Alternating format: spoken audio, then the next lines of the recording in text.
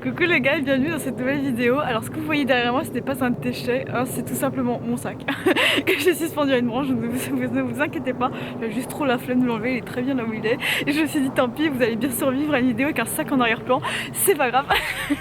Voilà, aujourd'hui on va parler de quoi? On va parler de pourquoi les autistes galèrent en amour, pourquoi est-ce que c'est chaud pour les autistes l'amour, pourquoi est-ce que... on a souvent des témoignages de personnes autistes qui tout simplement galèrent et parfois c'est même la source numéro 1 de leur souffrance du moment, qu'ils n'arrivent pas à trouver l'amour ou qu'ils arrivent à trouver l'amour mais une fois qu'ils sont dedans ça se passe pas forcément très bien. Les gars, j'ai une vue sur un déchet, mais un réel déchet, c'est-à-dire une bouteille de coca renversée sous une souche d'arbre. Ça me dégoûte de l'humanité les amis, je vous le dis, c'est vraiment, je ne comprends pas pourquoi tu prends pas ta bouteille pour la jeter dans une poubelle, pourquoi tu la jettes dans la nature, je ne comprends pas, on est en 2023, bref. Petite digression, mais j'ai vraiment ça devant mes yeux, donc je vous le dis. Hein. Bref, pourquoi les autistes galèrent en amour? Voilà, revenons sur le sujet, back on track. On va voir ça. J'ai noté 4 raisons principales, 4 points principaux qui font que, de manière globale, c'est difficile pour les personnes autistes l'amour. Je tiens quand même à dire une chose avant qu'on démarre sur ces 4 points, c'est que il y a des personnes autistes pour qui l'amour c'est pas un problème, ça se passe très bien, ok. Et c'est vraiment important de le dire parce que généralement on généralise, on se dit bon bah t'es autiste donc ça veut dire que tu vas galérer en amour, c'est forcément comme ça que ça va se passer. Pas du tout en fait. Il y a des autistes qui, voilà, j'en vois plein parmi vous dans le groupe Facebook, si tu veux nous rejoindre, deuxième lien d'inscription, j'en vois plein parmi vous. Vous me racontez que vous êtes en couple, que ça se passe très bien, que vous avez, voilà, parfois même vous êtes 2 autistes dans la relation, enfin bref. Mais c'est pas parce que vous êtes autiste que nécessairement vous allez vous retrouver avec des problèmes d'amour, des problèmes de cœur, des problèmes de comment draguer, etc. Ça dépend vraiment des individus, mais simplement, malheureusement, il faut le dire, il y a beaucoup de personnes qui galèrent et c'est pour ça qu'on va ouvrir la parole là-dessus aujourd'hui, même si j'ai déjà fait des vidéos sur le sujet, mais là vraiment, ça y est, début de vidéo, on accueille un petit hélicoptère, désolé les gars, bref. Il y a beaucoup de personnes pour qui c'est un vrai défi, un vrai challenge et c'est pour ça que il faut que ces personnes se sentent comprises, se sentent soutenues et qu'on mette des mots sur leurs difficultés. Donc je vais tenter de faire ça dans cette vidéo. Voilà. Alors juste pour vous parler un peu de ma situation personnelle, désolée, vraiment je suis très déconcentrée par ce bruit de merde, voilà, on va dire ça comme ça. Hein, oui, je dis des gros mots, oui je suis une fille et je dis des gros mots, laissez-moi tranquille.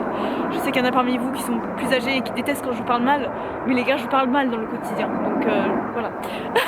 J'essaye de parler pour faire passer le bruit de l'avion, mais il met trop de temps à passer, c'est un enfer. Bref, revenons au point de la vidéo.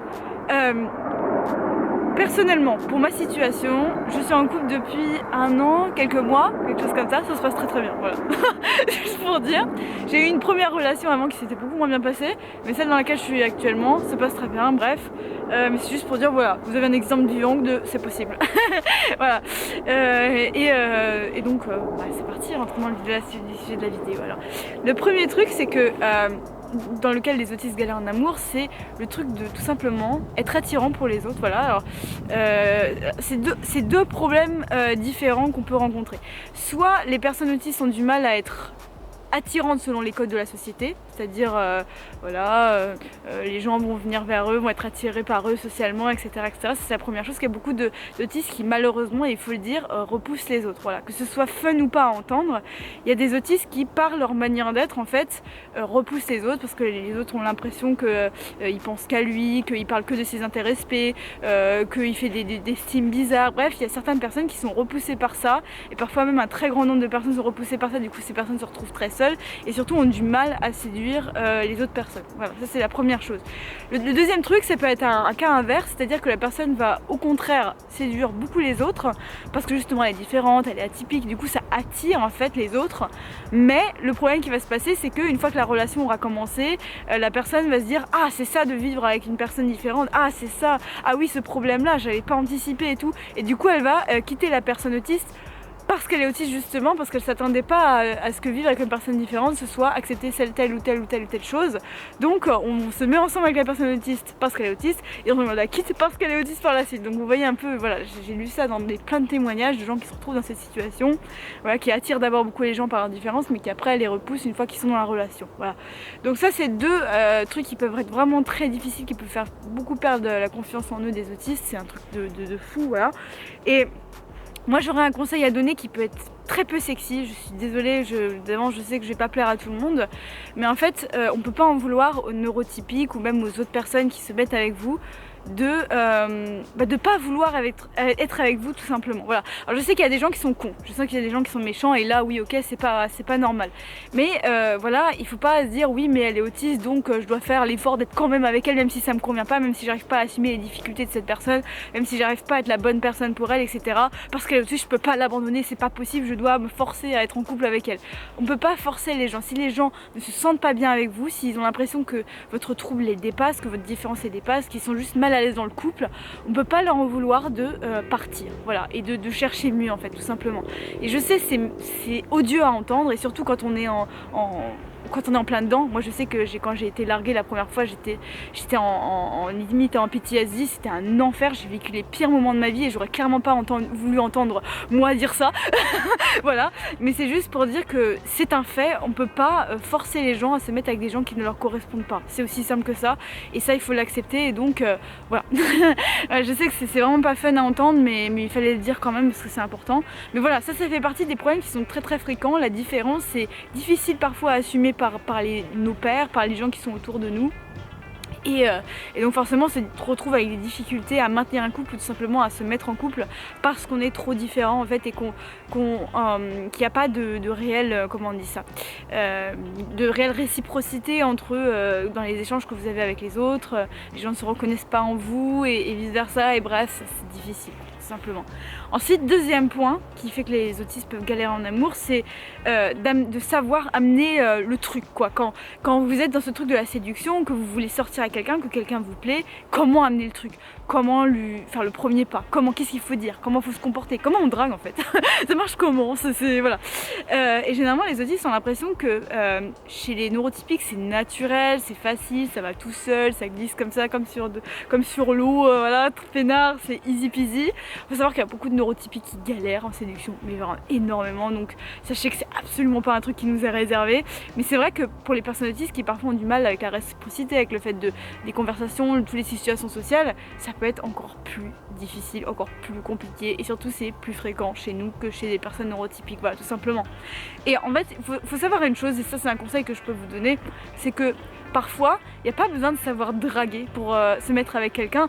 Si la personne vous aime en face, si vous l'aimez, les choses peuvent se faire tout à fait naturellement. Vous n'avez pas besoin de vous habiller bien pour plaire à la personne, ou je sais pas, la faire sortir dans des endroits incroyables pour qu'elle tombe amoureuse de vous, etc. Non, parfois juste, voilà, vous vous plaisez ensemble et ça se fait naturellement. C'est comme ça s'est passé avec mes deux copains. Donc je vous le dis les gars, on passe pas forcément par la drague, la séduction pure et dure pour se mettre en couple. Et j'ai envie de dire, les personnes qui sont très fortes en séduction, elles sont pas forcément heureuses en amour, et je l'ai vu. Moi j'ai un collègue au taf, mais j'ai connu plusieurs personnes comme ça, qui sont extrêmement à l'aise socialement, qui draguent les filles avec beaucoup d'aise et qui finalement ont plein d'ex parce qu'ils se mettent facilement en couple avec les gens, mais ils ont du mal à maintenir la relation parce que voilà, ils se mettent trop vite en couple tout simplement. Parfois c'est même sur un coup de tête, ou voilà, ils sont un peu des dragueurs de masse et du coup les relations ne durent pas forcément. Alors évidemment je ne veux pas entrer dans des clichés, il y a des personnes qui sont très fortes en séduction et qui sont aussi très fortes pour maintenir la relation, et j'en connais aussi, mais c'est juste pour dire que voilà, c'est pas forcément une qualité incroyable que de savoir séduire comme ça n'importe qui, voilà. Voilà, encore une fois, j'espère que vous prenez à la légère. Encore une fois, je suis pas du tout une pro ou quoi, je suis juste mésange, une fille de 26 ans qui fait des petites vidéos comme ça dans sa petite forêt. Donc en vrai les gars, j'espère que vous ne prendrez pas trop au sérieux tout ce que je dis, hein. Chacun a sa propre expérience, chacun a ses propres difficultés, ses propres opinions aussi sur ce sujet. Là je prends un ton un peu sérieux parce que c'est très important ce que je suis en train de dire. Et encore une fois, je vous dis ça, juste on discute entre nous, on a chacun des avis différents, des expériences différentes, donc voilà, il faut vraiment avoir ça à l'esprit. Ok, donc oui voilà, c'est difficile d'amener on sait pas trop comment faire, on sait même pas s'il y a des choses à faire en réalité, mais sachez en tout cas que tous les profils existent. Il y a des personnes qui se mettent ensemble parce qu'il y a eu de la drague, il y a des personnes qui se mettent ensemble juste parce que ça s'est fait naturellement, tout existe. Et j'ai envie de dire, plus on va voir que vous essayez de draguer, et moins vous allez être séduisant, j'ai envie de dire. Et ça c'est vraiment c'est un truc que j'ai pu vérifier plein de fois dans ma vie, donc voilà. Donc je ferai peut-être une vidéo sur le sujet, parce que ça là je peux pas en parler pendant des heures étant donné que c'est juste un point de la vidéo, mais oui effectivement les autistes galèrent pour amener le truc tout simplement, et c'est parfois très très très très difficile à vivre pour certains, et grosse force à ceux qui sont concernés, voilà, il faut le dire. Ensuite, point numéro 3, vivre à deux tout simplement. Les amis, alors la batterie de ma cam a lâché, du coup je prends mon téléphone. Du coup vous avez un peu peut-être une qualité de merde, je suis désolée, mais j'avais vraiment pas envie de reporter la fin du tournage à un autre jour, vraiment. J'avais envie de terminer ici avec vous, donc voilà, on va reprendre ici. Donc voilà, je parlais du problème maintenant de vivre à deux, parce que se mettre en couple c'est une chose, ok, mais une fois qu'on est dans la relation, il y a ce truc de on doit vivre à deux en fait. Et vivre à deux, c'est déjà difficile pour les personnes neurotypiques. Il y a énormément de séparation par rapport aux personnes qui restent ensemble, c'est un truc de fou. Mais juste pour dire que voilà, c'est pas rien pour une personne autiste que de tout d'un coup vivre avec un autre être humain, partager sa vie avec un autre être humain, etc. Alors évidemment, il y a tous les types de couples qui existent. Il y a des couples qui vivent séparément, qui ont chacun leur appart, comme vous regardez Seb Lafrite par exemple avec Lena Situation, voilà, pour parler du youtubeur que tout le monde connaît. Mais voilà, mais vous voyez que c'est tout à fait possible aussi ce cas de figure. Mais la plupart du temps, voilà, on prend son appart, on vit ensemble, etc. Et ça, parfois, pour un autiste, ça peut être difficile parce que l'autre personne dans le couple peut ne pas comprendre que parfois l'autre a besoin de solitude, l'autre a besoin de se ressourcer, être un peu seul, etc. Voilà, et puis tout simplement le fait de cohabiter avec tout ce qui va avec, c'est-à-dire voilà, s'organiser ensemble, faire des activités ensemble, sortir ensemble, etc. Tout ça, ça peut être des choses qui peuvent être fatigantes et difficiles à gérer pour les personnes autistes qui, en plus, parfois ont du mal à communiquer. Voilà. Parce qu'on dit toujours oui, il faut communiquer dans le couple, faut parler de ses difficultés, il faut parler de ses besoins, etc., etc. Et c'est pas toujours facile en fait. Juste des fois on n'a pas les mots, on sait pas trop comment amener le truc, on a peur des reproches de l'autre, etc. On a peur parfois de se faire larguer aussi. Parce qu'on se dit attends mais est-ce qu'il va vraiment accepter que je sois comme ça, etc., etc. Donc vraiment ce truc quand on décide en fait de vivre avec quelqu'un d'autre, il peut y avoir des difficultés de ce type-là qu'on a peut-être même pas envisagé avant parce que tellement on idéalisait la vie en couple, on se disait oh, mais ce sera tellement beau quand je serai avec quelqu'un, que je partagerai ma vie avec quelqu'un, etc. Et au final vous vous retrouvez dedans et vous vous dites bah c'est pas si facile que ça en fait, genre maintenant c'est maintenant que les défis commencent. Et donc voilà, c'est forcément, ça fait partie des problématiques importantes desquelles il faut discuter. Moi, j'aurais vraiment un conseil à vous donner dès le départ, c'est noter sur un carnet en fait, à l'écrit, en utilisant l'écrit tout simplement, quels sont vos besoins quand vous vivez à deux avec quelqu'un. Combien de temps vous avez besoin pour être seul, combien de temps vous avez besoin à consacrer à vos intérêts spécifiques par exemple, combien de temps vous voulez rester avec la personne, qu'est-ce que vous voulez faire comme type d'activité, quel type d'activité vous voulez pas faire avec votre partenaire. Il faut vraiment que vous notiez tout noir sur blanc. Et quand ce sera écrit noir sur blanc, ce sera beaucoup plus facile pour vous de communiquer avec votre partenaire et de leur dire voilà, vous pouvez même lui parler en fait de ce que vous avez écrit, de dire que vous avez écrit tout un manifeste, et dire voilà, j'ai pas forcément de facilité à communiquer tout ça et à parler de mes besoins, mais j'ai écrit ça, j'ai noir sur blanc pour que ce soit beaucoup plus clair et vraiment communiquer par n'importe quel moyen que ce soit possible, trouver le moyen en fait de faire parvenir à votre partenaire quels sont vos besoins, quelles sont vos particularités, et ce dès le début, pour que ça vienne pas comme ça au milieu d'une crise et que votre partenaire découvre à un moment désagréable tout simplement de quoi vous souffrez, qu'est-ce que au contraire vous aimez beaucoup, etc., etc. Je sais c'est pas facile communiquer, on dit toujours faut le faire, mais quand on se retrouve devant la personne c'est pas toujours facile d'amener le sujet, c'est pas toujours voilà, ça fait partie des choses encore sur lesquelles encore je travaille, etc. Mais voilà, j'ai amené le sujet dans la vidéo, c'est ce que je voulais. Et je pense que j'ai tout dit sur ce point-là. Et ensuite, point numéro 4, et c'est un grand sujet, mais généralement dans les couples classiques, quand on se met ensemble ou même quand on se séduit ou qu'on commence les premiers flirts, tout ça, on sort. Voilà, on sort, sortir ensemble, c'est l'expression sortir ensemble, voilà, que tout le monde utilise. Et en fait, sortir pour les autistes, ça peut être extrêmement compliqué, notamment si c'est sortir en grande ville. Voilà, si vous sortez en plein milieu de Paris, en plein milieu de Lyon, je ne sais pas, les grandes villes. J'ai sorti des villes françaises, mais d'où que vous soyez, je ne sais pas de quel pays vous venez, les grandes villes. Voilà. Mais sortir, et notamment le soir, quand on est fatigué, etc. Parfois sortir avec des amis en commun. Bref, ça peut être extrêmement fatigant et extrêmement désagréable. Et pour une personne autiste, et je me souviens que mon copain actuel, quand on a commencé à sortir ensemble, au début j'étais très intimidée parce que il voulait beaucoup qu'on sorte à Paris, et à l'époque j'allais pas beaucoup à Paris.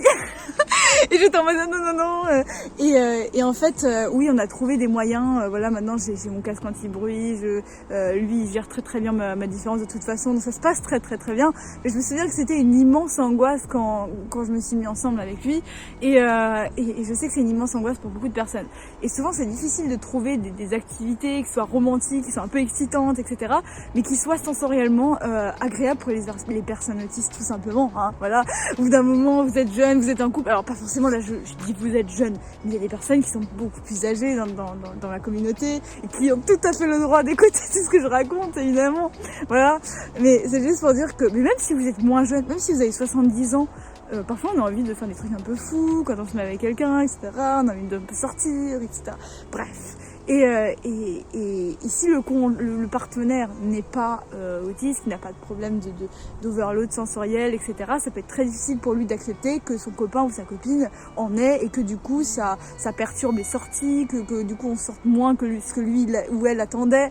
Vous voyez ce que je veux dire? Ça peut être très très compliqué dans les couples, ça peut être un sujet même de séparation parce que la personne se dit mais attends mais moi je veux sortir, je vais aller en boîte, je vais aller dans les bars, et machin, et toi tu veux juste rester à la maison devant la télé, devant Netflix. Voilà, je rigole, mais pourquoi je rigole en fait? C'est pas drôle du tout, genre quand vous vous retrouvez avec une personne que vous adorez mais que juste il y a ce problème des activités en fait. Alors il y a des couples qui ça se passe très bien, où c'est très bien géré, où voilà la personne trouve trouve peut-être des amis pour faire les activités d'extravertis en grande ville. Et bref, il y a des compromis parfois aussi qui marchent bien, bon. Bref, voilà, mais c'est juste pour dire, pour adresser le sujet, parce que encore une fois, ça fait partie des trucs centraux dans un couple en fait, ce truc de voilà.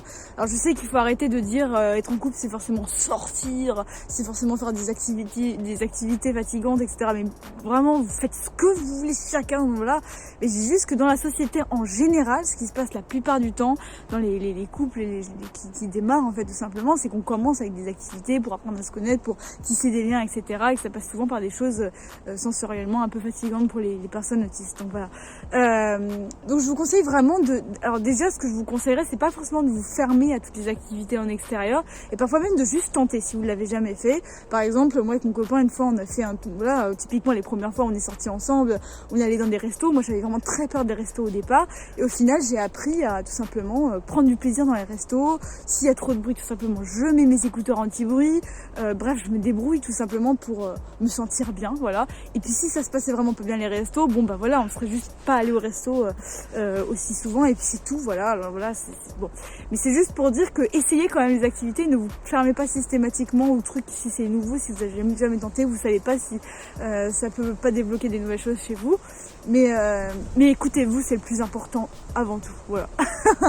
Voilà, bon je vais arrêter cette vidéo là, mon appareil photo de caméra d'appareil photo va aussi de téléphone, ça y est, mon appareil photo de téléphone va aussi lâcher. Je vous dis à très vite pour une nouvelle vidéo, regardez le premier dans la description pour aller voir les vidéos bonus si vous connaissez pas, et si vous discutez avec nous, le deuxième lien pour le groupe Facebook, et on se retrouve très vite pour une nouvelle vidéo les gars, salut.